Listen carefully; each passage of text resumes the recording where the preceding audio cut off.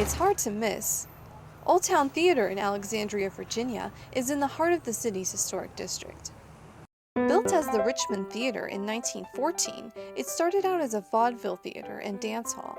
It was a successful movie theater from the 1940s until it closed down in the early 70s. In 1980, it was reborn as the Old Town Theater and stayed open for another 20 years. Roger Fons bought the theater in 2003, but with only 2 movie screens struggled to make a profit. You got to make sure you get the right movie, that they're spread out enough. You really have to work at it. Fons has tried showing independent and older films, but neither were a success. Fons draws the largest crowds with new releases. The movie Hugo debuted at the theater on December 9th, 2 weeks after it was released nationwide.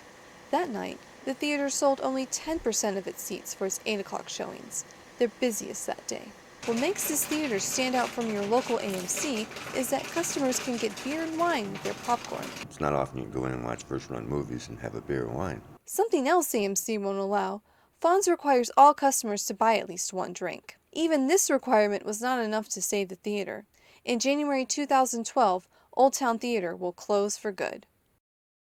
Longtime patrons David and Sharon Kibalowski will miss walking only 4 blocks from their home to see a movie. I'm hoping that there'll be some way to reopen it as a movie theater. Fons says that's unlikely because new owner Robert Kaufman has a new idea for the space. He's got a vision as a big retail store, like a Ross or something like that. But even in Alexandria, big retail doesn't always mean big profit.